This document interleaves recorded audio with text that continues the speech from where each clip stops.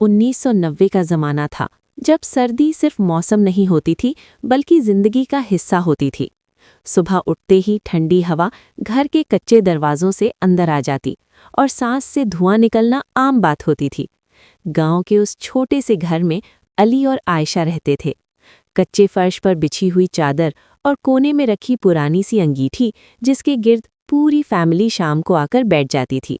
सुबह सुबह माँ की आवाज़ आती, अली उठ जा बेटा, स्कूल का टाइम हो गया। सर्दी इतनी होती कि रज़ाई छोड़ना मुश्किल लगता, मगर फिर भी दोनों बहन भाई स्वेटर पहनकर निकल पड़ते।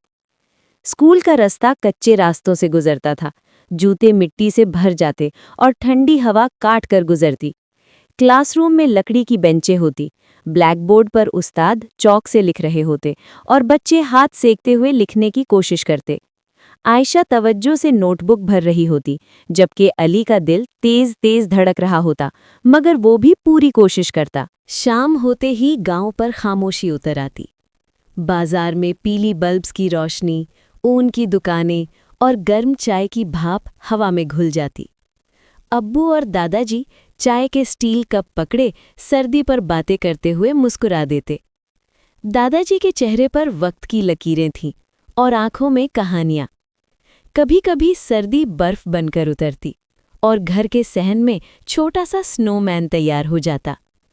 अली फख्र से उसके पास खड़ा होता, जबकि अम्मी, अब्बू, आयशा और दादाजी दूर खड़े मुस्कुरा रहे होते।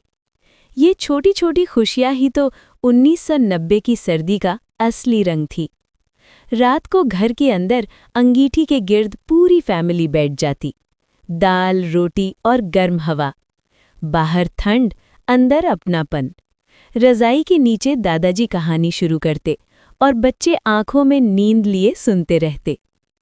उसी रात अली ने ख्वाब देखा कि वो हवा में तैर रहा है, खुले आसमान के नीचे, जहां ठंड नहीं, सिर्फ उम्मीद है। दूसरी तरफ आयशा खिड़की के पास खड़ी चांदनी में सोच रही होती। सांस से धुआं निकलता, मगर दिल में खामोशी होती। और गांव की पुरानी सड़क पर दादाजी और अली धीरे धीरे चलते। लकड़ी की स्टिक ज़मीन पर लगती और जिंदगी के सबक अल्फाजों में ढलते। फिर वेरांडा में चारपाई पर बैठकर दादाजी कहते, बेटा, सर्दी इंसान को सिर्फ ठंड नहीं देती, सब्र भी सिखाती है। अली चुपचाप सुनते हुए सर हिला देता। उस रात पूरी फैमिली घर के बाहर अंगीठी के गिर्द बैठी। आग की गर्माहट और सर्दी की सख्ती, मगर सब एक साथ थे। यही असली ताकत थी। और फिर रात और गहरी हो जाती। पूरा गांव धुंध में लपट जाता। छतों से धुआं उठता और 1990 की सर्दी खामोशी से सब कुछ याद बना देती। न मोबाइल थे, न हीटर, मगर रिश्ते गर्म थे। 1990 की सर्दी गुजर गई, मगर उसकी यादें आज भी जिंदा हैं।